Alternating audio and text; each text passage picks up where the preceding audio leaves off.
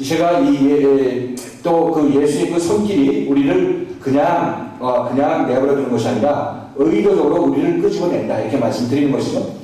제가 영원의 다릇에 기록한 한 예화를 그 실례를 제가 여러분에게 들어드린다면, 제가 목사 안수 받기 이전에 저하고 같이 목회를 하시는 목사님이 계셨습니다. 그래서 말씀은 제가 선포를 했지만 이 전도사는 축도권이 없다 그래가지고 이제 목사 안수 받을 때까지 축도는 제 말씀이 끝나면 목사님 올라가서 축도를 해주고 이제 그런 식으로 예배를 진행했는데, 그 축도를 해주던 목사님께서 이제 한번 딴 곳으로 가셨고, 같이 계시던 그 목사님이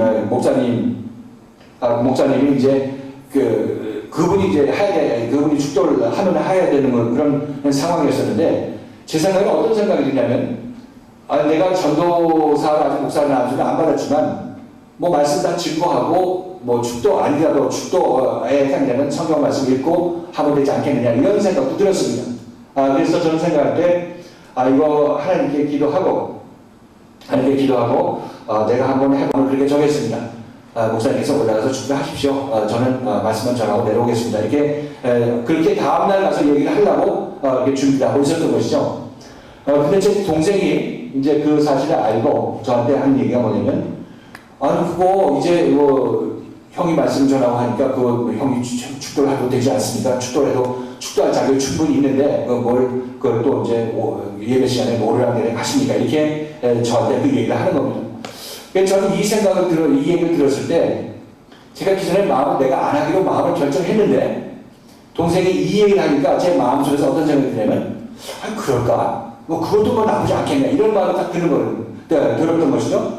그래서 저는 그 다음날 이제 마음을 목사님 보고 하라고 했다가 마음을 바꿔가지고 제가 좀 이렇게 해야 되겠습니다 이렇게 얘기했더니, 그 목사님이 큰 목소리로 저한테 교만하다 이렇게 얘기하시면서 아직 때가 안 됐는데 무슨 축도를 하려고 그러냐 하면서 자기가 하겠다 이렇게 말씀하십니다. 저는 그 순간에 무슨 생각이 들었냐면, 여러분들 이거 그냥 지나가는 일이지만 제가 그때 주님과 동행했을 때 그때 모습이기 때문에 이게 주님께서 내가 마음을 이렇게 잡고 추스리고 있는데 이것을 내 동생을 통해서 끄집어낸 거 있잖아요. 유혹해서 야 동생아 가가지고 내 형한테 이 얘기 좀 해봐. 형이 넘어가나 안 넘어가 한번 보자 하면서 제 눈 앞에서 우리가 개구리 낚시할 때 여러분 아십니까? 파리 잡아가지고 개구리 앞에 이렇게 하면 개구리가 탁 파리라고 잡아먹으면 탁 낚아채는 그런 모습. 제 안에서 제가 축도하고 싶은 욕심이 이 안에 웅크리고 있는데, 이것을 끄집어내는 도구로 쓰신 것이 뭐냐면, 내 동생이 형이 해도 될 것 같은데 이렇게 얘기해서 이렇게 어른해가지고 탁 물고 그것이 밖으로 드러나게 된 것이죠. 자기 교만함이 때가 안 된 교만함이 하나님 앞에서 드러나게 된 것입니다.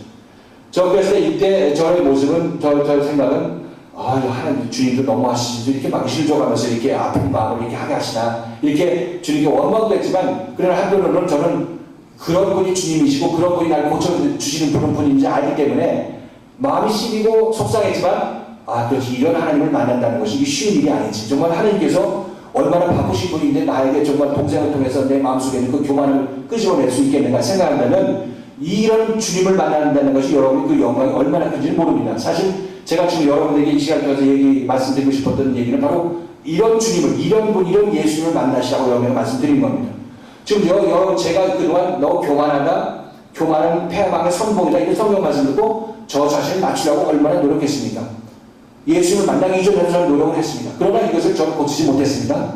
그런데 이제 나를 낮추고 제 스스로도 이제 주님께서 나를 겸손하라고 했으니까 낮춘 다음에 그것이 끝이 아니라 예수님은 그것을 보고 있다가 하나님과 참 잘 낮춘다. 어디까지 낮추나 보자 하면서 동상을 통해서 딱 끄집어내는 이 모습을 보면서, 이런 주님이 아니고서는 나를 더 이상 고칠 수가 없다는 거예요. 우리 인간을 고칠 수 있는 주님은 바로 이런 주님을 만나야 내가 고쳐진다는 얘기를 하고 있는 것이죠.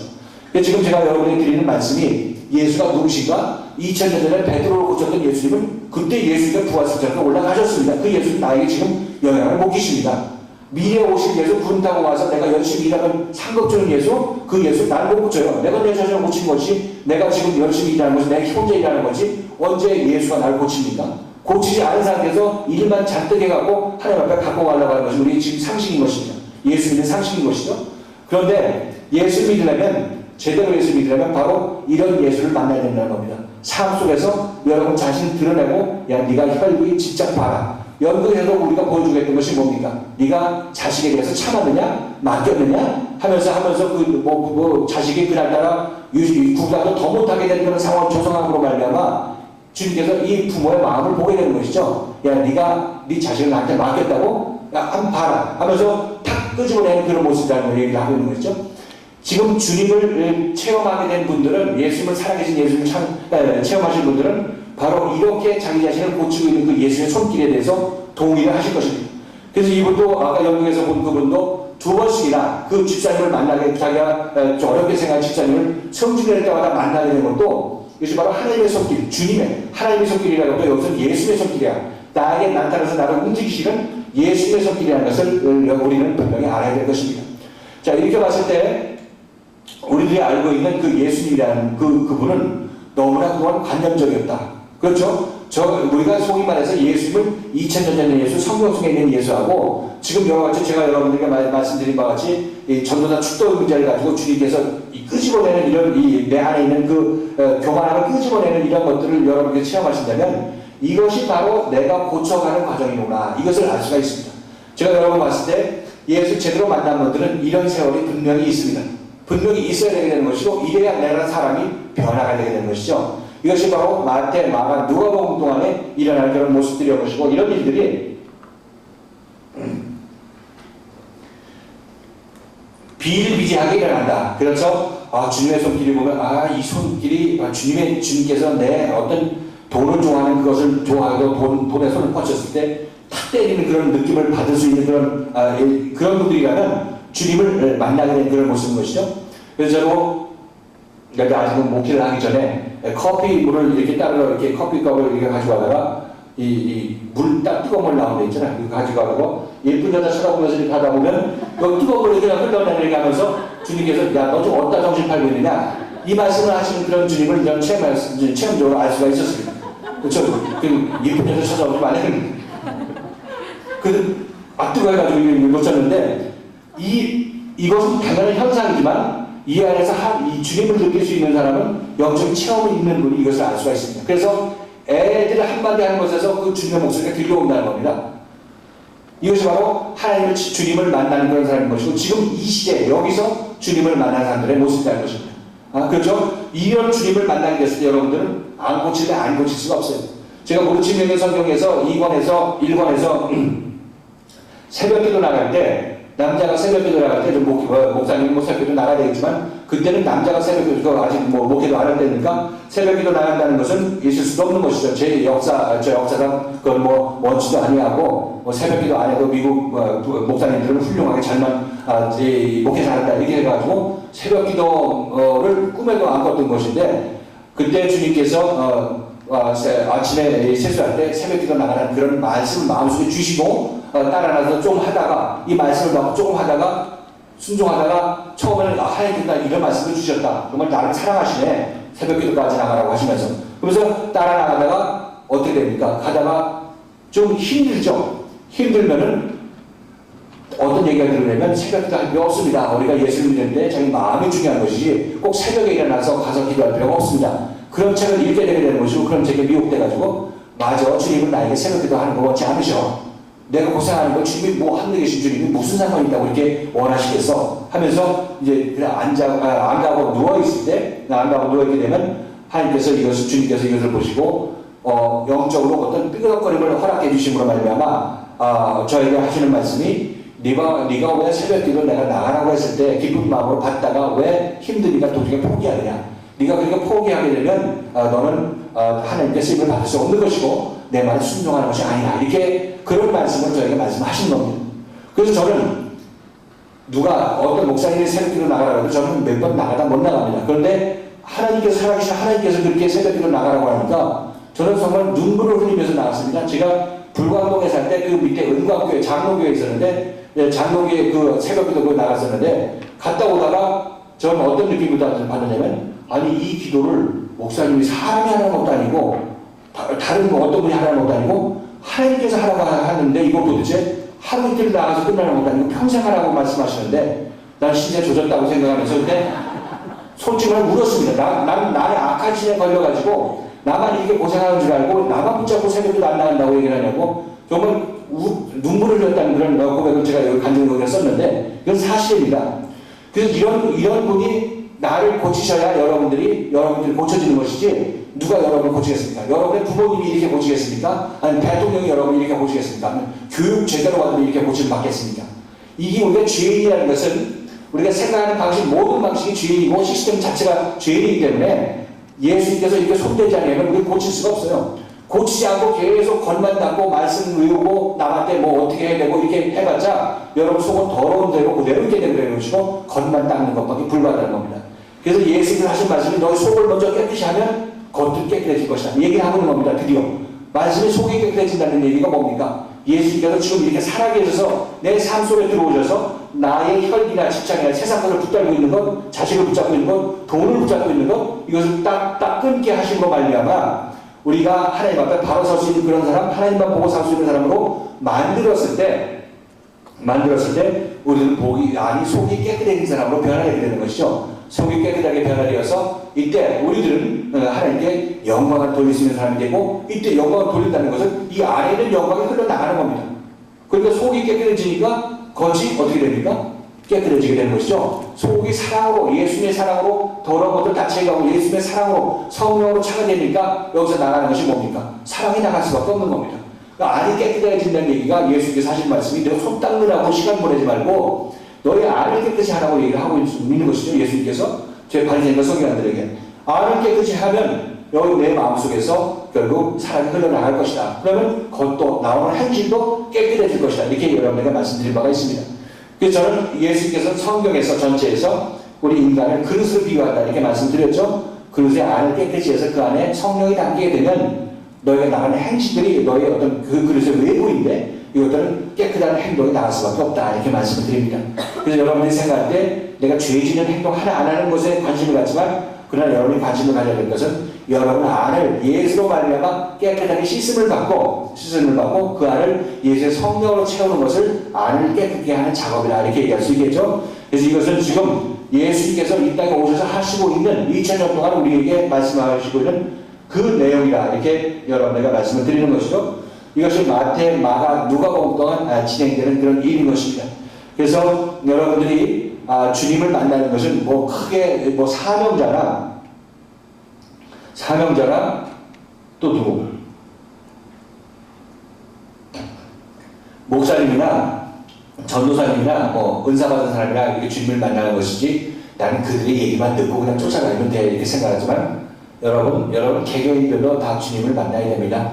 그리고 주님은 지금 여러분에게 말씀을 하고 계십니다. 듣지 못하는 이유가 뭡니까? 여러분이 높기 때문에 주님보다 더 높기 때문에 이 말씀을 해도 이 말씀이 들리지 않는 겁니다.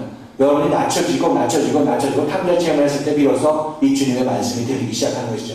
그때 여러분은 이 주님을 따라 나설 수가 있게 되는 겁니다.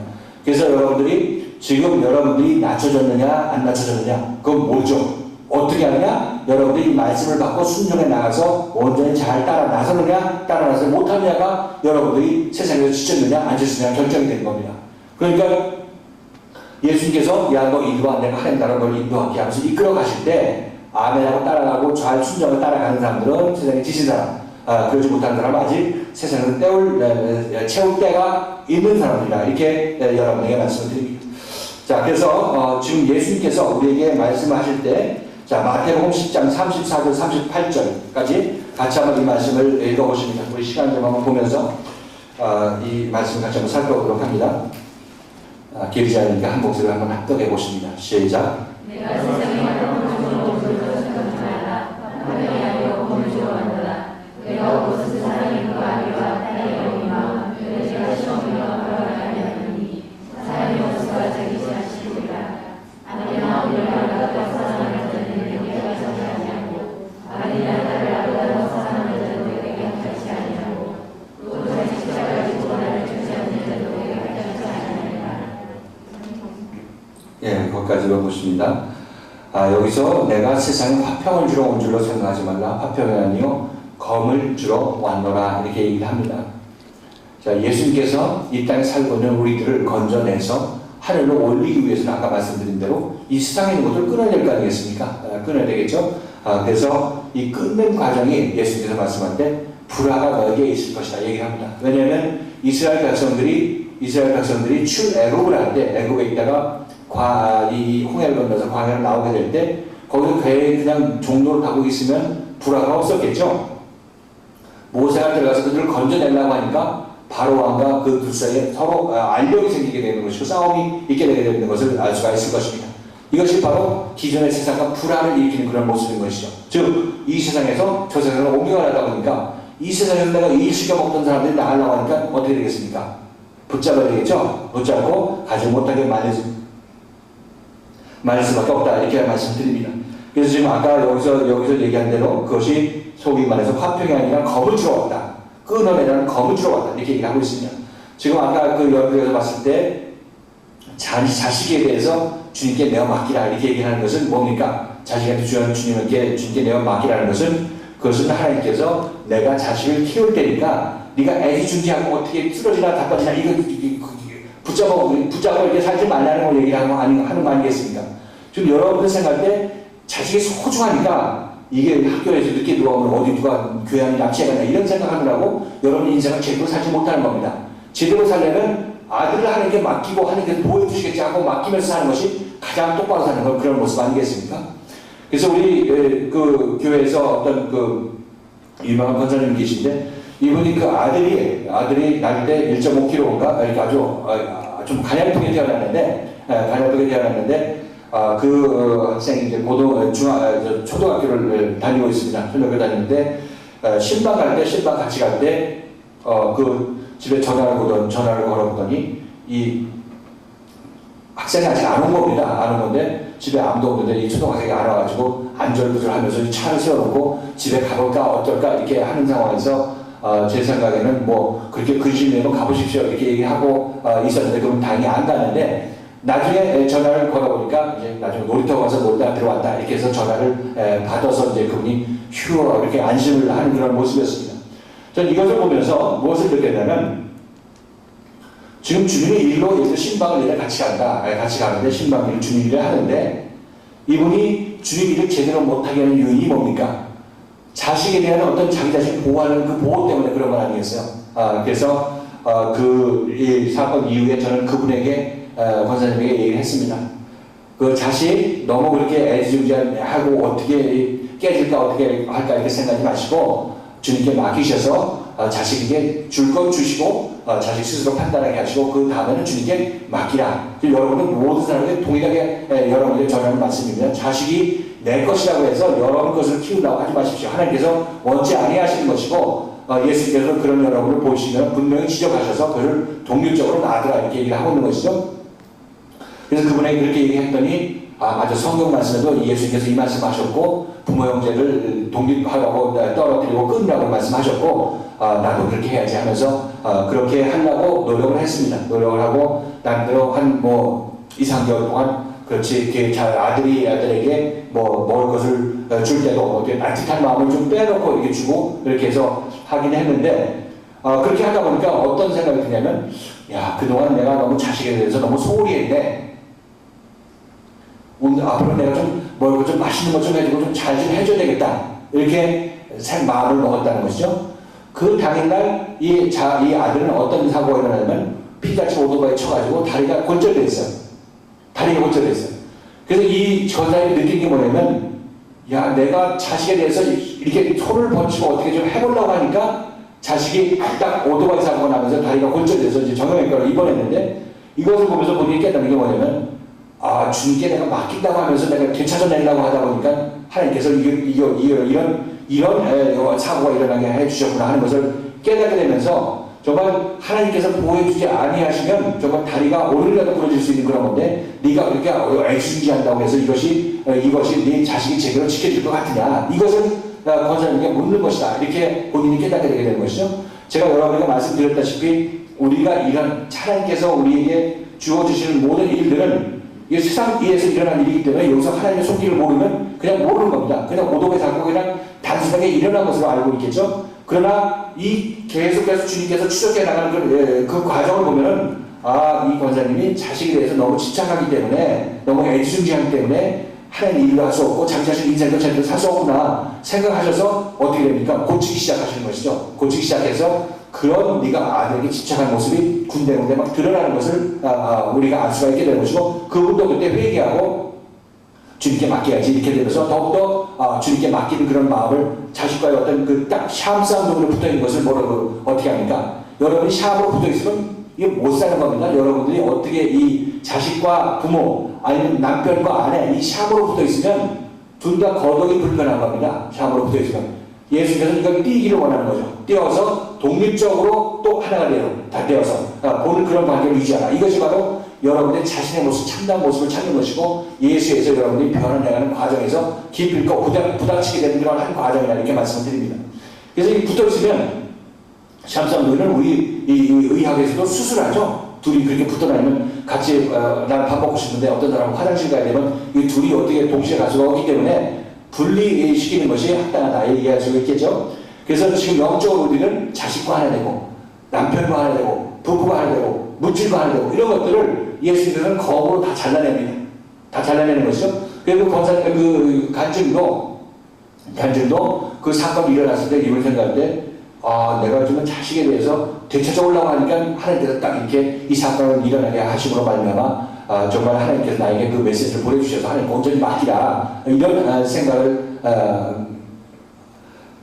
하게 되었고, 그 뒤로 이제 점차 이제 자식을 바라보게 되는데, 그때 어떤 느낌이 드냐면, 예전에는 그런 자식을 바라볼 때 그냥 아이고 내 새끼 하면서 이렇게 그냥 끈끈한 쭉 이렇게 갔었는데, 지금 볼 때는 자식도 또 별개의 영혼으로 독립적으로 볼 수 있는 그런 눈이 생겨서 자식에 의해서 휘청휘청되지 않는 그런 삶을 살 수 있게 된다. 이렇게 간증하면서 저 드렸습니다. 자, 이것이 뭐냐면 지금 살아계신 예수님께서 2000년 전에 오셨다 베드로만 고치고 가신 것이 아니라 지금 이 땅에 오셔서 이런 방식으로 우리를 고친다는 겁니다.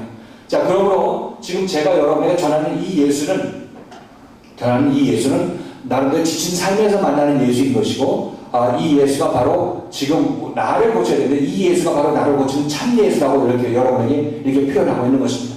그래서 이런 예수들을 여러분이 간증을 들으시고 또 어떤 교회생활을 하면서 목사님부터 지적을 받고 하면서 여러분들이 이거 예수님은 이렇게 말씀하셔, 주님은 이렇게 말씀하셔, 그것이 극장에서 우연히 만난 것이, 그분이 연구에서 나온 그분도 극장에서 우연히 이 집사님을 마주치게 된 것도 처음에는 몰랐어요. 그냥 우연히 이렇게 마주친 거지 이렇게 생각했지만, 제가 그 얘기를 듣고 그거는 집사님의 혈기를 드러내시면 하나님의 주님의 의도적인 손길입니다. 그렇게 얘기하니까 그 뒤로부터 그 손길을 맥을 잡아서 이렇게 보기 시작하는 것이죠. 그래서 사건이 일어났을 때 그냥 흘려버리지 아니하고 거기서 주님의 손길을 찾아내가지고 거기서 순종하고 고칠 거 고쳐나가는 것, 이것이 바로 예수에 의해서 고침받는 3년 반이다 이렇게 말씀을 드립니다.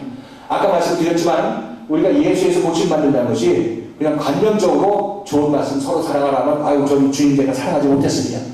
용서하라면 제가 용서하지 못했습니다. 그런 거 가지고 한두 번 가지고 이렇게 회개하는 그런 의미가 아니라, 여기서는 예수를 그 삶 속에서 만나고 예수님께서 자기 자신을 하는 말씀에 따라서 아니면 환경을 조성해서 나에게 말씀하시고 환경을 통해서 내가 예수를 따라 나서서 고침을 받게 되었을 때 이 자가 바로 예수와 연합하여 십자가를 못 박힌 자가 되게 되는 것이고, 예수에 의해서 의인으로 거듭나게 되는 사람이다. 이렇게 우리가 정리해서 얘기할 수가 있겠습니다. 자, 이 일들이 언제 일어나면 마태, 마가, 누가복음 때 일어납니다. 그러니까 내 안에서 가시덤불 제거해야겠죠. 돌을 제거해야겠죠. 단단하게 굳은 거 기경해야겠죠. 파내야 되는 것이죠. 이런 일들이 언제 일어나느냐면 바로 예수와 동행하는 3년 반이라는 세월 동안 이 일이 일어나는 것이다. 이렇게 말씀드립니다. 이것이 우리라는 인간을 고치는 방법입니다. 우리가 생각할 때 그렇게 해서 어떻게 이걸 고칠 수 있을 것인가, 언제 우리가 이걸 고칠 수 있을 것인가 이렇게 생각하지만, 여러분 이걸 고치지 못하면 여러분 이 땅에 온 이유가 소멸되게 되는 거고 잊어버리게 되는 것이고, 이것을 고치는 3년 반이든 고치지 않는 3년 반이든 3년 반이라는 세월은 어차피 지나갑니다. 그렇죠? 그래서 3년 반 후에 보면 두 사람은 완전한 차이가 있는 것이죠. 하나는 육에 속해서 육신적으로 생각하고 예수 믿는 그런 사람들, 그 위에 남아있는 사람이 있는가 하면은, 아니면 이 과정을 잘 통과해서 영적인 세상에 진입한 사람이 있다는 것입니다. 어느 것을 여러분이 택할 것이냐는 여러분의 선택 여하에 달린 것인 것이고, 우리가 소위 말해서 예수 믿고 구원받자 살아계신 하나님의 말씀이 예수다 이렇게 얘기하고 있는데, 이 예수라는 것은 바로 이 말씀에 의해서 여러분을 고쳐나가는 그 살아계신 예수님의 손길인 것이고, 또 이 예수님은 또 이 말씀을 가진 자를 통해서 여러분들에게 무엇을 제공합니까? 하나님의 나라로 가는 길을 제공하고 여러분들에게 제대로 예수를 깨닫지 못했을 때 이런 분이 지금 주님께서 여러분에게 역사하신 예수님이신 것이고 이분이 여러분 우리 지자님을 고치기 때문에 이런 손길을 앞으로 잘 관심을 가지고 보시고 주님께서 지자님을 어디로 인도하시는지 보시라 이렇게 제가 말씀을 드리는 것입니다. 자 이렇게 된다면 여러분들 스스로 이제 얼마 몇 달 안 지나면 이렇게 하나님께서 이렇게 말씀하시는구나 하면서 그 채널이 생기게 되는 거죠. 채널이 생기면서 여러분들 처음에 저도 하나님의 음성을 듣는다 이렇게 얘기를 들었지만 이건 저도 하나님의 음성을 들은 적이 없었던 그런 과거이기 때문에 누가 하나님의 음성을 어떻게 듣는 것인가 큰 물소리 같고 어디 물레방아 돌아가는 소리가 나나 어떻게 되나 궁금해했지만은 하나님의 음성을 듣는다는 것은 여러분 마음속에서 어떤 느낌으로 이렇게 오게 되는 것인데 이것이 꼭 여러분들에게 꼭 어떻게 특별한 사람에게 특별히 나타나는 것이 아니라 여러분에게도 지금 하나님께서는 각양각색으로 말씀을 하고 계시는데 여러분들은 미처 거기에 대해서 동조바이커를 맞추지 못하고 있고 이 사이클을 맞추지 못했기 때문에 듣지 못하는 것이다 이렇게 말씀드립니다. 그래서 여러분 마음속에서 하나님의 말씀이라고 주시는 그런 어떤 감동들 이제 앞으로는 절대 그냥 무시해버리지 마시고 마음속에 하나님께서 분명히 여러분 마음을 통해서 말씀하시니까 이 말씀이 나에게 어떤 의미를 지니는지 그것에 대해서 생각해 볼 수 있는 그런 기회를 가지시라 이렇게 여러분에게 말씀드립니다. 자 이렇게 예수에서 고침받는 과정이 마태, 마가, 누가복음의 과정을 거치게 되는 것이고 이렇게 다 거치게 되면 우리는 이제 요한복음 단계에 이르게 된다 이렇게 얘기를 하고 있는데 이 예수는 다시 한번 우리가 다음 시간에 다시 한번 살펴볼 기회가 있지만 이 예수는 지금 우리가 생각할 때 이 예수는 2000년 전에 육신을 입고 오신 그 예수가 예수의 다가 아닙니다. 그렇죠? 그분은 베드로와 그 백신분들을 위시한 그때 그 당시 사람들을 고친 예수였던 것이고 지금의 예수, 지금 우리 시대의 예수는 어떻게 오느냐 지금 선포되는 말씀 속에서 예수가 우리에게 말씀을 하시는 것이고 여러분 삶 속에서 기도할 때 여러분의 삶 속에서 하나님으로 여러분에게 말씀하신다. 양방에서 말씀하신다. 이렇게 말씀을 드리는 것이죠. 이 예수를 만나야 이 고침의 손길을 여러분이 체험해야 여러분들도 점차 변화되는 여러분 자신을 느낄 수가 있을 것입니다. 이렇게 되면 여러분들이 정말 하나님께서 이렇게 말씀하시네 하면서 그 기쁨을 이루 말할 수가 없게 되게 되는 것이고 이 기쁨을 여러분들이 정말 그 예수가 내가 알고 있던 예수 그 예수가 아니라 지금 나에게 말씀하신 예수네 이런 것을 여러분이 깨닫게 되니까 그 기쁨이 정말 밥 안 먹어도 살 수 있는 그런 기쁨이다 이렇게 여러분에게 말씀드립니다. 자, 지금까지 예수님이 우리를 인도하시는 그 방향에 관해서, 방향성에 관해서 어떻게 우리에게 나타나시는가, 이것에 관해서 예와 간증을 여러분에게 말씀드리면서 말씀드렸습니다. 이제 10분 쉬시고, 우리 다음 준비된 순서를 진행하도록 하겠습니다. 그래서 오늘, 시간 되면 요한복음 잠깐 살펴볼 수 있을지 모르겠지만, 아무튼, 이 예수님에 의해서 이끌림 받는 삶, 이것이 우리의 믿음의 인생에서 가장 중요하다 이렇게 말씀드립니다. 베드로와 인생을 세 공부할 때 첫 번째는 예수와 상관없는 삶이었죠. 보이지 않는 그런 시절. 중간 도막에서는 예수의 이끌린 삶이었다. 얘기할 수 있겠죠. 중간에는 예수 이끌린 삶이죠. 예수 이끌린 삶에게서 우리가 나타나는 현상은 바로 이 고침받는 삶이 나타난다고 말씀드렸습니다. 다 고침을 받게 되면 이쪽에 성령과 함께하는 삶, 예수와 함께하는 삶, 이 삶이 예수 하나 된 삶이 우리에게 펼쳐진다 이렇게 말씀을 드렸기 때문에 우리 모두는 바로 이 예수의 이끌린 삶 이것이 참으로 예수 믿는 어떤 첫 번째 관문이다 이렇게 여러분에게 말씀을 드립니다. 자 그래서 우리 모두는 이런 예수를 만나야 된다 이렇게 표현할 수밖에 없습니다. 예수를 만난다고 표현하는 거죠. 예수를 만난다 이렇게 얘기를 하고 있는데 이 예수가 우리를 고치신다 이렇게 말씀을 드립니다. 자 10분 후에 다시 만나도록 하겠습니다. 지난 시간에 이어서 계속 말씀을 살펴보도록 합니다. 예수님을 따르게 될 때 예수님께서 우리에게 세상 것을 끊으라 이렇게 요구하십니다. 그렇기 때문에 우리들은 예수님을 만나게 되었을 때 그런 어떤 예측을 여러분께서 하셔야 된다 이렇게 말씀을 드립니다. 예수 만나시면 내가 필요한 것만 채워주시는 그런 예수님, 내 고기가 없는데 고기를 잡아주시는 그런 예수님, 이렇게 생각하시면 예수님께서 오해를 하게 되는 것이죠. 대부분 여러분께서 예수를 만나게 되면 예수님께서는 여러분들이 세상 것과 끊어야 된다 이것을 얘기하고 있습니다. 당연하죠. 우리가 세상에 살고 있으려면 세상 것들을 계속 나한테 갖고 있어야 되겠지만 우리가 이 세상을 떠나서 하나님의 나라로 가기 위해서는 기존의 세상에 나를 얽매이고 있는 모든 요소들을 끊어내야 될 것이다 이렇게 말씀드립니다. 그래서 이것은 우리가 이치적으로 봐도 당연한 그런 요구사항이라 얘기할 수가 있겠죠. 모든 종교에서 무술을 주장합니다. 우리가 올 때 빈손으로 왔기에 갈 때 빈손으로 가는 것이 합당하지 아니하냐. 다 얘기를 하고 있는 것이죠. 공수의 공수로를 얘기하고 있고, 불교에서도 무술을 얘기를 하고 있는데, 기치야 좋죠. 우리가 욕심을 다 내려놓고 보면 이 세상이 모두 편안하다 이렇게 얘기를 하고 있는데, 정말 그렇죠. 우리 욕심과 집착 때문에 내가 고달프고 그것을 쟁취하지 못해가지고 시기와 질투가 나오고 모든 싸움이 나오는데, 이것을 좀 내려놓으면 좀 되지 않겠는가 이렇게 생각하고, 모두 다 욕심을 내려놓는 길로 수도하러 떠나고 수행하러 떠나지만은, 여러분들이 아무리 이 욕심을 여러분께서 내려놓으려고 해도 이 욕심 자체가 여러분 자신이기 때문에, 자신이 어떻게 자신을 내려놓습니까? 자신이 자신을 고칠 수가 없는 것이죠. 그래서 이 한계를 느끼지 못하고 아직까지도 그렇게 열심히 노력하는 사람들이, 그런 부류의 사람들이 있는데, 이제 예수를 만나게 되면 이제 그런 부류 사람들로부터 여러분이 분리가 되게 됩니다. 즉 예수님께서 그 일을 우리에게, 나에게, 여러분 개인에게 이루어주신다 이렇게 얘기할 수가 있겠죠. 그래서 무소유가 좋다, 욕심 없는 삶이 좋다 이렇게 다 얘기를 하고 있고, 모든 것을 내려놓으라 이렇게 얘기하는 그 얘기가 우리에게 그렇게 달콤하게 보입니다. 왜냐하면 이것이 나를 미혹하는 말인 것이고, 내가 원하기를 또 그렇게 되기를 원하기 때문에 그것이 나를 미혹하는 말인데, 이것이 미혹하는 말인지 아니면 우리에게 이루어질 수 있는 일을 얘기해 주는 것인지는 여러분께서 체험해 보면 알게 되는 것입니다. 이루어질 수 없는 얘기가 하는 것은 좋은 얘기가 하고 여러분 따라 나섰지만, 여러분들 결국 느끼는 게 뭐냐면 좌절감밖에 느낄 수 없는 것이고, 이렇게 해서는 되지 않는다 이렇게 얘기하고 다시 돌아올 수밖에 없게 되는 것이죠. 그런데 여러분들이 주님을 만나게 되면 당연히 이 성경에서 말씀하신 대로 주님께서 여러분을 인도해 주셔서 여러분 마음속에 어떤 욕심을 제어해 주신다. 세상적인 욕심을 제어해 주신다. 당연하시죠? 여러분 세상에서 끌어가시기 위해서 오셨으니까 세상적인 욕심이 없어지게 되게 되는 모습인 것이죠.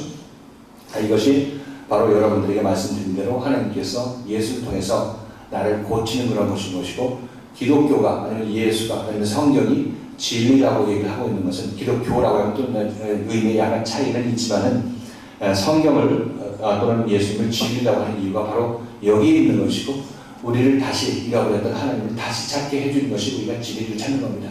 우리 인생의 이 어긋남은 첫 단추를 잘못 끼웠기 때문에 그런 것인데, 그것은 바로 우리가 예수를, 하나님을 떠나왔기 때문에 이런 일이 일어나는 것인데, 예수님께서는 다시 그것을 회복시켜 주심으로 말미암아 우리를 하나님 앞에 서게 만들어 주시기 때문에, 이것이 바로 예수님께서 우리에게 주시는 진리의 길인 것이고 진리 그 자체다 이렇게 여러분에게 말씀드립니다. 그래서 지금 여러분들이 어떤 의미에서 보면 자식에 대해서 아까 여러분에게 말씀드렸죠. 내가 자식과 샤움 쌍둥이처럼 하나가 되었다. 자식의 아픔은 내 아픔이고 너무나 이 자식과 하나 되었다 이렇게 생각했을 때, 하나님께서는 분명히, 예수님께서는 여러분 삶 속에 나타나시면 분명히 이 점을 지적을 합니다. 그래서 그것을 고치라, 고칠 기회를 이렇게 드러내 보여주시는 것이죠. 그렇지 않고 우리들은, 아니 내가 예수 믿었는데 우리 자식들 잘되게 해주지 왜 이런 것을 이렇게 끊게 하고 내버려두라고 하시느냐, 같이 좀 더 잘 먹이고 내가 생각하는 대로 이 아이를 길러야 되는 거 아니겠느냐 이렇게 생각하지만, 여러분이 생각하는 방식하고 하나님이 생각하는 방식하고는 다르다 이렇게 말씀을 드립니다. 그래서 여러분들이, 인간들이 결국 자기 자식과 하나 되게 되면 하나님도 제대로 보지 못하고 또 자기 자신의 인생도 제대로 살 수 없다 이렇게 말씀을 드립니다. 여러분 기억하실지 모르겠지만 충남 공주, 저 고향이기도 한데, 공주에 어떤 유명 고등학교에 어떤 수원에 살던 가정이 고등학교에 입학하게 된 어떤 남학생이 있었죠. 근데 그 명문고등학교인데 거기 들어가서 아버지는 카세트를 하시는 그 주인이었었는데, 이 명문고등학교에 들어가니까 아버지가 집을 팔고 공주 쪽으로 이사 오고 집안 사람들을 불러다 놓고 잔치를 벌였다고 합니다. 우리 내 자식이 정말 이렇게 큰 명문고등학교에 들어갔습니다 하면서 잔치를 벌였고, 온 동네들을 불러서 이렇게 선전을 하고 기뻐했는데, 그 학생이 공교롭게도 그 학교에 가서 적응을 하지 못하고 담임선생님부터 다른데 전학을 좀 보내주십시오 이렇게 부모를 불러서 이렇게 얘기를 했다고 하는 것이죠.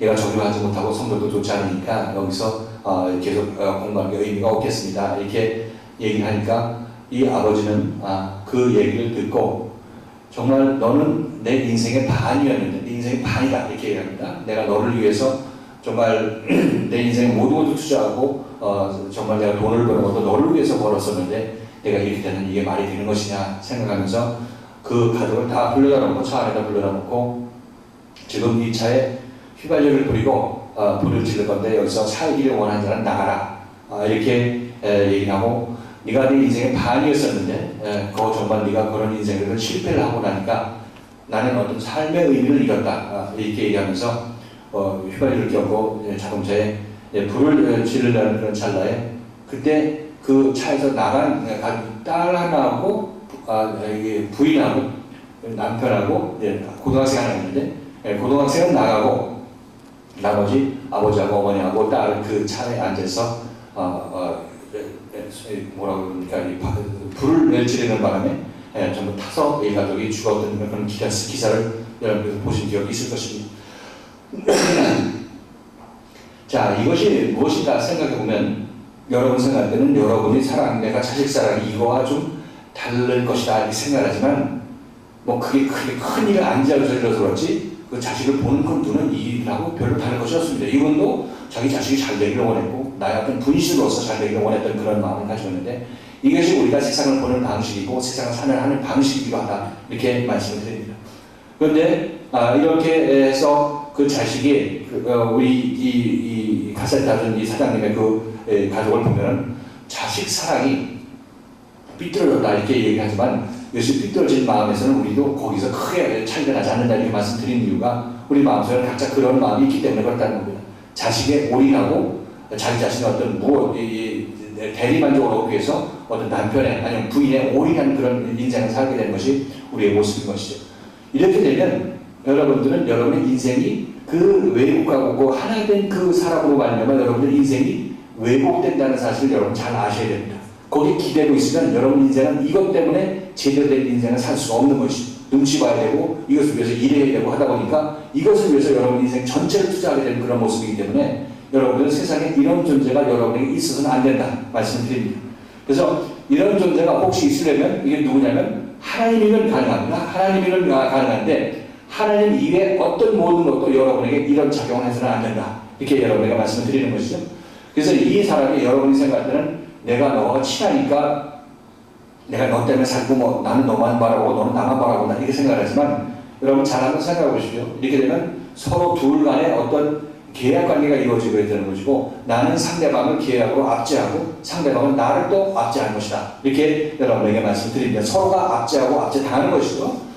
이런 것을 봤을 때 이것이 나의 인생의 어떤 참모습인지 내가 원하는 모습인지 여러분이 생각해 보신다면 그것이 아니라는 것입니다. 어떤 면에서 보면 여러분에게 어떤 존경하는 대상이 있고 하나된 그런 대상이 있으면 그것이 자식이든 물질이든 아니면 아버지든 여러분에게 이렇게 여러분이 그렇게 여러분 인생에 있어서 그분이 죽으면 나도 같이 죽는 그런 어떤 기대는 존재가 있으면 이분이 여러분에게 하나님 역할을 하게 되는 것이고 이 존재가 여러분의 인생을 왜곡되고 굴곡되게 한다 이렇게 말씀을 드립니다.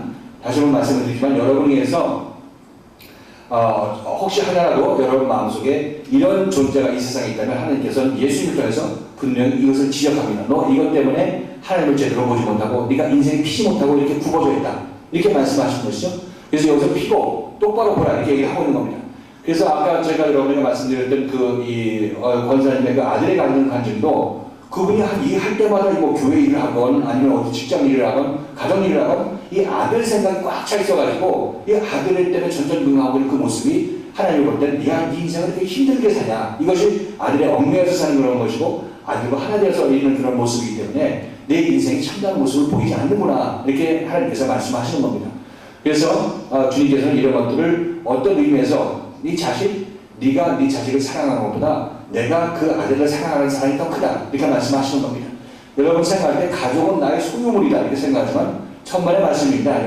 여러분 영혼 하나하나는 하나님께서 여러분 자식이건 누구건 부모건 여러분 가족으로 주었다는 것은 그 별도의 영혼을 하나님께서 그냥 그동안 이 세상 살 동안 같이 살라고 여러분에게 주어서 여러분을 일으켜 세우고 여러분을 또 드러내게 하는 그런 어떤 인간관계를 형성하기 위해서 여러분에게 주신 것이지 그 영혼은 누구에게 속했냐면 내 소유가 아니라 하나님의 소유라는 겁니다. 하나님의 소유.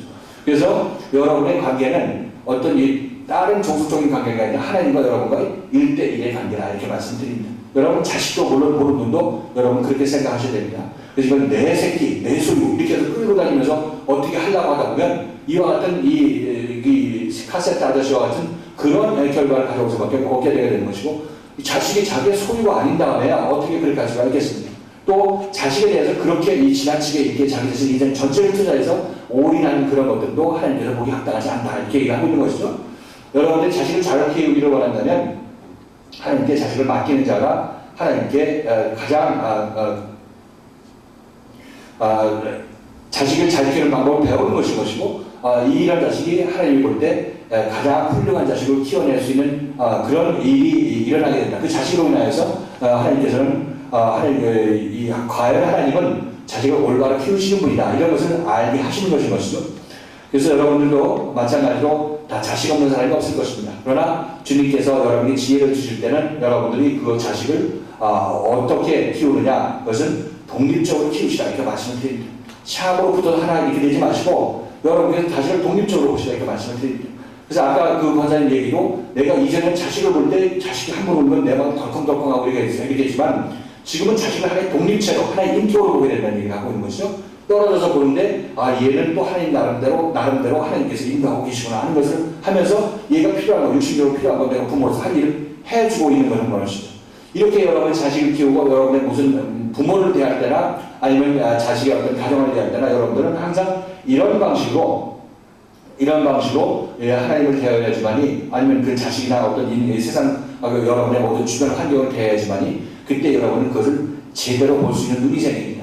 여러분 자식에게 이렇게 하나가 붙어 있으면 어떻게 됩니까? 누가 자식을 건들게 하면 이 사람이 옳것 그르건 무조건 자식을 건드렸기 때문에 이 사람이 나쁜 거 아니겠습니까? 그러면서 이런 보는 눈이 흐려지는 거예요. 즉 판단할 수 있는 능력이 거기서 마비가 된다는 얘기를 하고 있는 것이죠. 그래서 여러분이 세상적으로 관계를 하나를 가지고 있어서 그것으로 이 삶을, 이 세상을 살다 보면 여러분들은 이 눈앞에 막이 하나 쓰여지는 겁니다. 막이. 보이지 않는 뿌열막이 쓰여져서 여러분은 무엇이 그런지 무엇이 옳은지 판단할 수 있는 능력을 상실하게 되는 것이죠. 그래서 성경에서 이런 사람들을 소경이요 장님이라 이렇게 얘기하는 이유가 바로 거기에 있는 것입니다. 전부 죄로 물든 그런 심령들이기 때문에 이런 눈에 있는 가리는 것들, 세상적인 어떤 욕심에 의해서 인간관계를 맺고 있는 것들이 다 하나님께서는 다 정리해야 될 요소들이라 이렇게 얘기를 하고 있겠죠. 그래서 지금 예수님께서 하신 이 말씀이 내가 온 것은 사람이 그 아비와 딸이 어미와 며느리와 시어머니와 불화하게 함이니 사람의 원수가 자기 집안 식구이라. 아비나 어미를 나보다 더 사랑하는 자는 내게 합당치 아니하고 아들이나 딸을 나보다 더 사랑하는 자도 내게 합당치 아니하고 또 자기 십자가를 지고 나를 쫓지 않는 자도 아니하는 자도 내게 합당치 아니하리라. 우리가 읽은 말씀입니다. 마태복음 10장 34절 38절 말씀인데, 자 이것을 보면 예수께서 왜 예수님만 뭐라고 하나, 나도 먹어야 되고 자식도 좀 사랑해야 되고 이렇게 해야 되지 않는다 이렇게 여러분께서 단편적으로 생각할 것이 아니라, 이것은 예수님께서 여러분의 자식 사랑을 빼앗아가고 주님께서 회수하고자 하는 그런 마음이 아니라, 네가 자식을 사랑하려면 그게 샤움상 문제에 대해서 사랑하지 말고 똑바로 인격자로 보고 사랑하는 그런 사랑을 너희는 배우라, 이것을 얘기를 하고 있는 겁니다. 그랬을 때 우리는 자식을 볼 때 자식만 얘기가 나오면 그냥 마음이 설레면서 그냥 혼비백산하고 이렇게 되는 그런 것이 아니라, 딱 냉정하게 자식을 볼 때도 냉정하게 볼 수 있는 그런 일이 여러분에게 그런 상황이 여러분에게 주어지기 때문에, 이렇게 자식을 볼 때나 이렇게 세상 사물을 볼 때, 이렇게 세상 돈을 볼 때 여러분들은 그것에 대해서 지배할 수 있고 그것을 제대로 넉넉한 마음으로 다스릴 수 있는 능력이 그때 여러분에게 주어지게 되는 것입니다. 여러분이 예수 믿는다는 것은 여러분 인생 전체를 고치는 겁니다. 예수 믿고 돈 벌자 예수 믿고 천국만 가는 것이 아니라 남은 인생 여러분의 참다운 색깔을 찾아가지고 구부러진 것을 피고 중풍병자를 고쳐내고 하는 것이 바로 예수님께서 여러분에게 주시고자 하는 모든 것이라는 것이죠. 자, 이렇게 본다면 예수 믿는다는 것은 여러분이 생각하는 것보다 훨씬 더 광범위하고 정말 이게 진리라고 하는 이유가 바로 여기에 있다 이렇게 말씀을 드립니다. 여러분의 인생은 법에 의해서, 세상의 어떤 윤리 도덕에 의해서, 인간이 만드는 법에 의해서, 법도에 의해서 이렇게 우울해지고 저렇게 우울해졌습니다. 근데 이것은 누가 핍니까? 사람의 피면 이것은 이 세상에서 살 수가 없죠. 이러고 사람이 펴내면 이거 세상에 정한 법을 어기는 이런 사람을 세상이 어떻게 받아주겠습니까? 그러나 하나님께서 이걸 펴신다는 것입니다. 하나님께서 펴셔서 여러분들 자유롭게 하실 수 있는 분이 바로 예수님을 통한 하나님 한 분밖에 없다는 것입니다. 예수님께서는 지금 너희가 나를 따르려거든 내가 화평을 주러 온 줄로 생각하지 말아라. 내가 검을 주러 왔다. 그러니까 우선 우리가 무섭죠. 예수님께서 왜 오셔서 나에게 검을 주시나 이렇게 생각하지만 검을 주러 왔다는 얘기는 네가 세상적으로 이렇게 얽매고 있는 것들 내가 수술해내서 독립적으로 바라볼 수 있어야 되겠구나. 이것을 말씀하시는 것이 바로 주님께서 우리에게 주시고 있는 메시지인 것이고, 이렇게 함으로 말미암아 우리들은 이제 올바로 제대로 설 수 있는 사람이 된다. 이렇게 얘기할 수 있겠죠. 이것이 바로 바른 눈을 가지고 자식을 보고, 바른 눈을 가지고 내 물질을 보고 세상의 모든 것들을 본다. 이렇게 여러분이 생각했을 때, 이렇게 봤을 때 여러분의 세상은 정말 제대로 보이는 세상입니다. 그 제대로 보이는 세상이고, 이렇게 해서 여러분이 보는 세상은 이것이 천국이구나 하는 것을 여러분께서 알 수가 있습니다. 지금 이 천국이 어디 있느냐? 여러분이 천국에 들어가면 거듭나면 어느 나라에 사느냐? 바로 이 자리입니다. 여러분 이 자리 삶의 현장에서 살게 되는 것이죠. 그런데 여러분들이 마음속에 하나님의 영을 예수를 통해서 받아나게 되면 여러분들은 여러분 마음속에 이제 천국으로 변하게 되는데, 이때 천국으로 변했을 때 여러분이 보는 이 세상이 이것도 또한 천국이다. 이렇게 여러분에게 말씀을 드립니다. 그래서 이제 사도 바울이나 사도 베드로 같은 사람들은 이렇게 예수에 의해서 고침을 받은 사람입니다. 그렇죠? 이렇게 세상적인 생각을 가지고 세상에 얽매였던 그런 모든 것들을 예수의 말씀의 검으로, 예수의 삶 속에서 우리를 지적하시는 그런 모습으로 우리를 고쳐내고 올바로 서게 했을 때, 그때 이 사람은 하나님 나라에 들어가는 그런 모습인 것이고, 이 일을 예수께서 해주신다. 이렇게 말씀을 드리는 것이죠.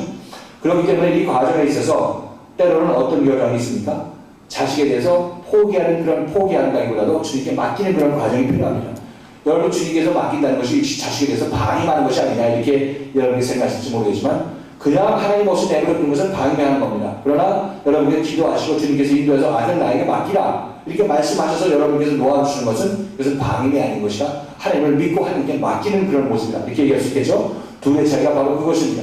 여러분들이 자식 하나 뒷바라지 하려면 온 정성을 가지고 시험 상태에서 자식을 뒷바라지 하려면 정신이 없습니다. 그런데 여러분들이 자식을 하나님 아버지에게 맡기고 여러분의 자식을 뒷바라지 할 때 여러분 항상 더 여유가 생기게 되는 것이죠. 여러분이 활동할 수 있는 그 유도리가 유격이 더 생기게 되게 되는 것이고, 또 넉넉함이 여러분에게 주어지게 되는 것이다. 이렇게 말씀드립니다.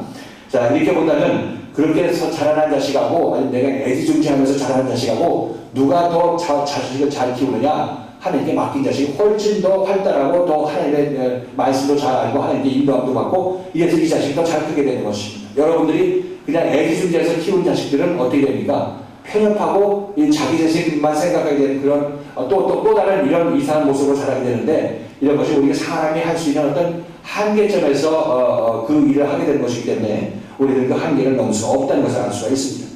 그래서 여기서 예수님께서 오셔서 하시는 말씀이, 내가 화평을 주러 온 줄로 생각하지 말아라, 내가 검을 주러 왔다, 이런 얘기를 딱 정리하는 그런 것을 주는 것입니다. 처음에 봤을 때 이것이 처음에 자식을 나한테 맡기라고요? 제가 이렇게 몸이 연약하고 태어날 때 1.1kg였는데 이렇게 부식을 하게 되는 아이가 좀 더 많이 먹이라고 하지 못한 건데 어떻게 나에게 맡기라고 얘기합니까? 이렇게 생각하는데 처음에는 그런 예수 참 못 믿겠네 하면서 삿대질하고 갈 수도 있는 것입니다. 그런데 여기서 바로 이것이 예수께서 말씀하신, 내가 화평을 주러 왔다고 생각하지 말아라. 검을 주러 왔다. 네 자식하고 지금 화평하고 시험으로 하나 붙어있느냐? 아니다. 말씀의 검으로 다시 끌어내서 독립시켜라. 이렇게 얘기를 하고 있는 겁니다. 그래서 피차간에 마찬가지입니다. 내가 이 사람한테 종속되어 있으면 여러분 저 사람은 나와 또 종속되어 있는 것이고, 또 여러분이 돈에 종속되어 있으면 돈은 여러분을 지배한다. 이렇게 얘기할 수 있겠죠. 돈이 여러분을 지배한다.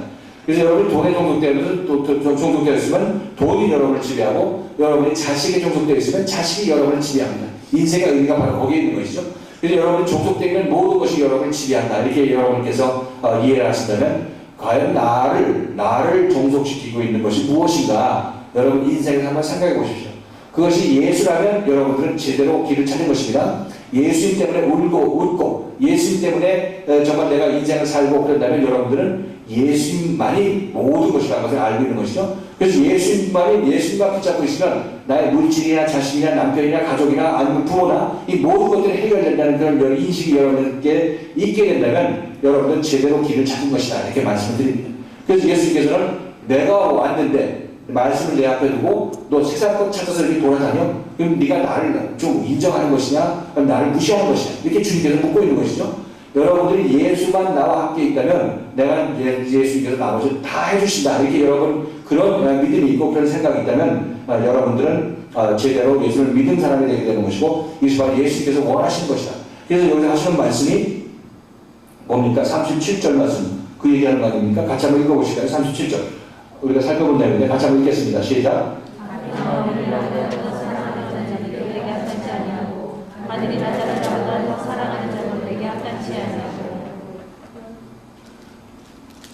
자, 여기서 모든 가족들 문제에 있어서도 그냥 그들을 뭐 어떻게 구박하는 그런 의미가 아니라 그들을 볼 때 좀 독립적으로 이렇게 서서 봅시다. 이렇게 여러분에게 말씀드립니다.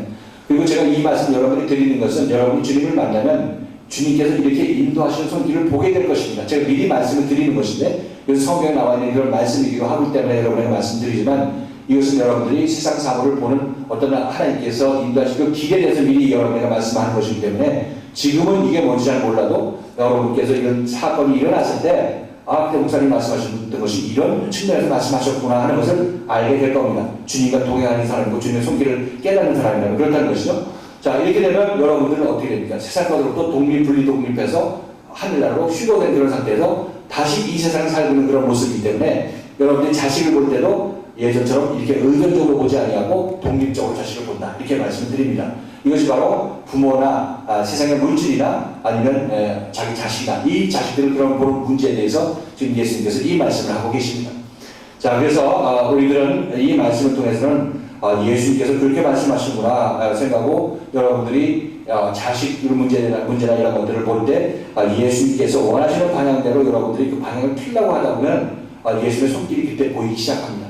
지금 이 말씀을 미리 듣는 것이 여러분에게 유익인 이유는 예수님께서 이렇게 활동하십니다. 이렇게 여러분의 역사를 하시고 그렇게 됐을 때 여러분들은 그렇지 이것이 옳은 길이지 여러분이 생각하시고 따라 나서게 되면 몰랐을 때는 왜 이런 일이 일어날까 하고 하나님을 원망하고 삿대질하고 자식을 뭐 나에게 맡기는 이런 얘기가 데려갔다는 얘기인가 이렇게 해서 여러분이 전전긍긍하고 있지만 모르겠지만 그럼 지금 한번 말씀드렸으면 여러분이 이런 일이 일어났을 때 그때 이 말씀이구나 하면서 여러분을 그때 주님께서 인도하시는 손길을 순전히 따라갈 수 있는 그런 준비가 되었을 때다. 이렇게 얘기할 수가 있겠죠. 자, 마지막으로 이제 38절에서 또 이렇게 얘기합니다. 또 덧붙여서 한마디 더 얘기하는데 같이 한번 읽어보시고 이 말씀을 정리합니다. 38절 말씀 시작. 또 자기 십자가를 지고 나를 믿지 않는 자도 내게 합당치 아니하리라. 여기서 자기 십자가가 무엇인가 지금 여러분 생각할 때 십자가라는 얘기를 많이 들었죠. 남편이 나를 속삭이면 이 남편이 나의 십자가 작용을 한다. 이렇게 얘기를 하고 이제 그 십자가, 그걸 참고 견디는 것이 십자가다. 이렇게 생각하고 있지만 여기서 자기 십자가는 자기 십자가라는 것이 무엇이냐면 자기가 고쳐야 될 부분을 얘기를 하고 있는 것입니다. 자기가 고쳐야 될 부분이 십자가인 것이죠. 그래서 사람마다 자기 십자가가 틀린 것입니다. 예수에서 고침을 받을 부분이 틀린 것이죠. 고침받는 형태도 틀린 것이고 고침받는 그런 과정도 틀린 것이고 그래서 각자 사람마다 예수를 만나게 되었을 때 각자는 누구를 자기 십자가, 즉 자기가 고쳐야 될 부분을 쥐고 따라 나서야 된다. 이렇게 얘기를 하고 있는 것입니다. 이 얘기는 예수께서 네가 세상 것에 자식에 집착하느냐? 그럼 내 자식에 집착하지 않고 자식을 똑바로 볼 수 있는 사람으로 만들겠다. 그러니까 이 사람은 자식을 놓은 큰 재앙이 닥친 줄 알고 큰일 난 줄 알고 있지만 이 사람이 그 예수님의 말씀에서 놓는 과정이 이 사람이 자기 자신을 생명처럼 갖고 있는 그것에 대해서 죽는 것입니다. 어떤 의미에서 보면 예수의 말씀에 의해서 죽는 것이죠. 자, 십자가의 의미가 무슨 의미를 가지고 있느냐면 죽음의 의미를 가지고 있는 것이죠. 죽음의 의미를 가지고 있습니다. 그래서 여기서 자기 십자가를 지고 나를 따르라는 얘기는 우리 각자가 고쳐야 될 부분, 옛사람의 부분, 하나님께 대적하는 이런 부분들 예수의 말씀에 의해서 하나하나 지적을 받을 텐데 이렇게 받을 때 도망가지 말고 하나하나 고침을 받고 나를 계속 따라오너라. 이것이 바로 네가 네 십자가를 지고 나를 따라오는 것이다. 이렇게 얘기합니다. 사람마다 다 고치지 않을 부분이 없는 것이죠. 죄인들은 다 고칠 부분이 있는 부분이 고침하신 것이고 이것이 고침을 받을 때 그때의 모습이 자기 십자가를 지고 예수를 따르는 겁니다. 그래서 제자들의 경우에 3년 반 동안 예수를 처음 만나고 나서 각자 자기 십자가를 지고 예수를 따랐습니다. 그렇죠? 예수께서 십자가를 못 박으실 때 이들도 자기 십자가를 지고 예수와 함께 십자가를 못 박힌 그런 영적인 의미를 지니고 있는 것이 베드로요, 사도 요한이요, 또 이 사도 야고보라 이렇게 얘기할 수가 있겠죠? 그래서 이들은 바로 자기 십자가라는 것은 여기서 예수님께서 자기 십자가를 지고 나를 쫓지 않는 자. 그럼 이게 자기 십자가를 지는데 네가 고칠 부분이 이것이라고 해서 예수가 고치라고 하는데 나 그거 싫습니다 하고 도망가게 된다면 어떻게 됩니까? 십자가를 집어 던져버리는 것이죠. 나 이런 거 싫다고 해서 십자가를 집어 던지고 도망가는 그런 일을 하게 되게 되는 것이기 때문에 이렇게 되면 너는 나에게 합당하지 않다. 그럼 나와 함께 하나님 나라에 갈 수 있는 그런 길을 같이 가는데 도중에 이렇게 도망가 버린다면 내가 어떻게 너를 하나님의 나라로 옮길 수 있겠느냐? 너는 나에게 합당하지 않다 이렇게 얘기를 하고 있는 것입니다. 그러니까 이것은 어떤 면은 이치적인 얘기인 것입니다. 하나님의 길로 이렇게 예수께서 인도하시는데 싫다고 또 우리가 포기하면 너는 나에게 합당하지 않다. 즉 천국에 가기 합당하지 않다 이렇게 얘기를 하고 있는 거죠. 그래서 여러분들이 아까 여러분에게 말씀드렸죠. 세상 재리와 유혹 때문에 열매를 맺지 못하는 사람, 좀 끝까지 가지 못하는 사람, 이런 사람들이 있는 이유가 바로 자기 십자가를 지고 가다가 도중에 포기하고, 재물 때문에 포기하고, 아니면 마음속에는 여러 가지 세상 욕심 때문에 포기하고, 이렇게 하다 보면 예수를 따라가다가 도중에 머물 수밖에 없는 그런 모습이다. 이렇게 우리가 이해할 수가 있어야 될 것입니다. 자, 이렇게 본다면 예수님께서 우리를 고치시는 그런 과정이 바로 지금 여러분에게 말씀드린 예수에 의한 예수에서 이끌림받는 그 시절이다 이렇게 여러분에게 말씀드렸는데 이 시절 다시 한번 우리 도표를 다시 한번 살펴보면서 그것에 대해서 정리를 해봅니다. 지금까지 우리가 어디까지 왔는지 한번 도표를 같이 한번 살펴보도록 합니다. 그 도표 한번 좀 빚어주실래요? 우리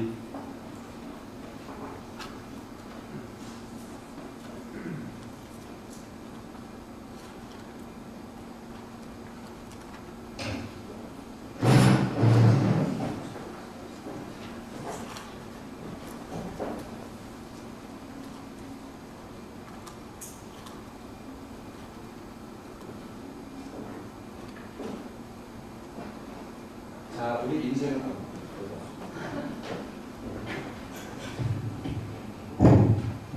안경을 항상 쓰고 있다가 벗으면 이게 썰어질 벗어날지 몰라가지고 이 기기가 탔나?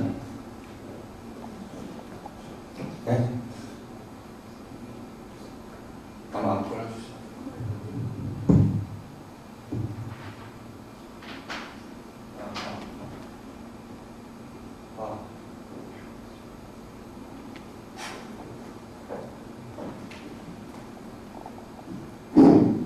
우리는 지금 어디까지 왔냐면 예수를 따르는 공간복음 시대까지 여기 왔죠. 그렇죠?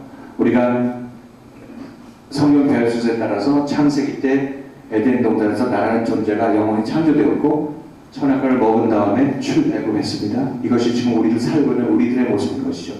출애굽이라는 게 출애굽이라는 게 율법과 선지자서까지 쭉 이 구약이 끝날 때까지 우리들은 신앙생활 나름대로 예수를 믿는 시절이 있었다 이렇게 말씀드린 바가 있습니다. 그리고 이제 여기서 온전히 진짜 쓰러졌을 때 예수를 만나게 되었을 때 예수를 만나면 그대로 그냥 하나님 만나고 끝이는 것이 아니라 예수를 만났으면 예수 하나님과 하나 되는 그런 이 과정에 도달하기까지 고침의 과정이 필요하다는 겁니다. 실질적으로 예수를 만났다는 것은 다 고침받아서 예수를 만나는 것이 아니라 예수를 만나서 고침을 받는 겁니다. 예수를 만나서 고침을 받죠. 예수를 만나서 고침을 받게 되면 이것이 공관 복음 단계, 마태, 마가, 누가 복음 단계, 지금 우리가 배울 때에 의하면 길가밭, 돌밭, 가시밭까지 10대까지가 바로 예수 시대, 공관 복음 시대가 우리가 직접적으로 나라는 인생이 이렇게 드러나면서 고쳐지는 기간이다 이렇게 말씀드립니다. 그래서 우리가 봤을 때 우리 이 인생을 세 등분으로 할 수가 있겠죠. 내가 태어나서 이 세상에 왔을 때 하나님을 믿던 시대, 즉 예수님을 믿게 때 아직까지 참다운 예수를 만나지 못하면서 믿었던 그런 시절, 율법 아래서 예수를 믿었던 그런 시절인 것이죠. 이것이 우리는 하나님 시대다. 왜? 하늘의 길은 하나님을 믿는 것이기 때문에. 그렇죠? 하나님 시대다 이렇게 얘기합니다. 그래서 이 하나님 시대가 끝나게 되면 여기서 내가 죄인이라는 것이 온전히 드러나고 하나님 떠나서 나 혼자 산다고 이렇게 노력하다가 지친 그런 삶에서 자기 자신의 제대로 모습을 보고 하나님을 찾았을 때 그때 하나님께서 우리에게 예수를 보내십니다. 그래서 내 인생에 있어서 가장 핵심적인 이 예수를 만나서 완전히 인생이 변하기 시작한 시절이 바로 이 시절인 것이죠.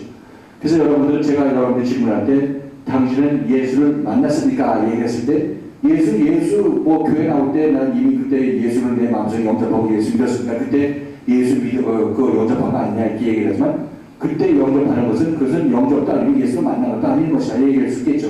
관념 속으로만 그렇게 해야 된다고 해서 했던 것이 바로 예수를 영접했다고 생각하는 것이죠.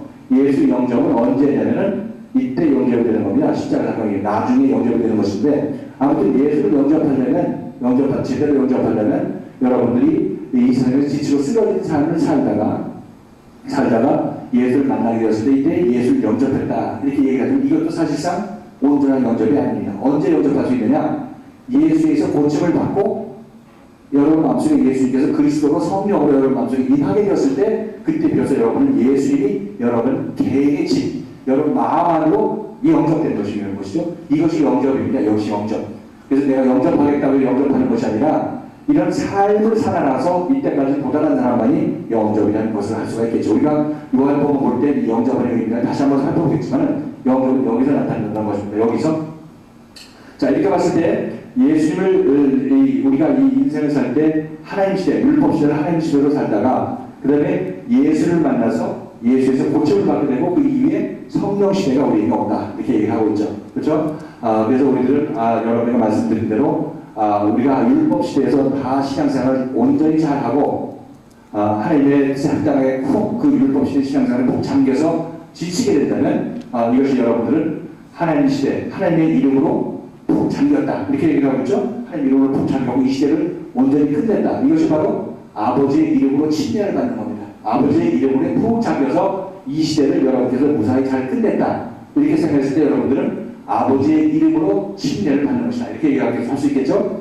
그래서 아버지 시대에 푹 잠긴 사람이 아버지 이름으로 침례를 받는 사람이고, 두 번째로 이제 여러분들이 그 침례를 받은 후에 예수님을 만나게 되는데, 아버지가 끝나면 이제 예수님께서 여러분에게 임하게 되는데, 이 예수님에 의해서도 3년 반이라는 세월을 이렇게 고치고 저렇게 고치고 온전히 이 세월을 여러분들이 잘 견뎌내게 된다면 여러분들은 어떻게 되냐면 예수에 의한 침례가 끝난다. 그렇죠? 예수에 의한 세례가 끝났다. 이렇게 여러분에게 말씀드립니다. 그렇죠? 그래서 예수에 의한 세례가 끝나고 그렇게 되면 여러분들이 또 임하는 것이 뭐냐면 예수님께서 십자가 목표를 돌아가시고 성령으로 이들 마음속에 임하게 되는데 이때 우리들의 마음속에는 성령으로 침례를 받는 시대가 온다. 이렇게 얘기할 수 있겠습니다. 성령으로 침례를 받는 시대. 그래서 우리가 온전히 성령으로 침례를 받게 되면 아버지와 아들과 성령으로 이름으로 침례를 받게 되면 우리들은 어떻게 됩니까? 이 존재에서 이 존재로 변하게 되는 것이죠. 율법 아래 있던 존재에서 예수라는 과정을 거쳐서 새로운 거듭난 존재로 바뀌게 되는 것이죠. 그래서 아버지와 아들과 성령의 이름으로 세례를 주라 이렇게 얘기를 하고 있죠. 제자들을 다 가르쳐주고 예수님께서 마지막으로 내가 너에게 부탁하는데 가서 아버지와 아들과 성령의 이름으로 세례를 주고 그들을 제대로 삼아라 이렇게 얘기를 하고 있습니다. 자 이렇게 봤을 때 예수님께서 마지막 명령을 그렇게 하시는데 도대체 아버지와 아들과 성령의 이름으로 세례를 주라는 것이 이게 침례를 줄 때, 물에 줄 때 내가 성부와 성자와 성령의 이름으로 세례를 주노니 할 때 이 말씀을 하고 이때 말씀하신 것인가? 여러분 이렇게 생각하실지 모르겠지만 여러분 잘 생각해 보시면 그 마지막 말씀 볼까요? 마태복음 몇 장입니까? 28장?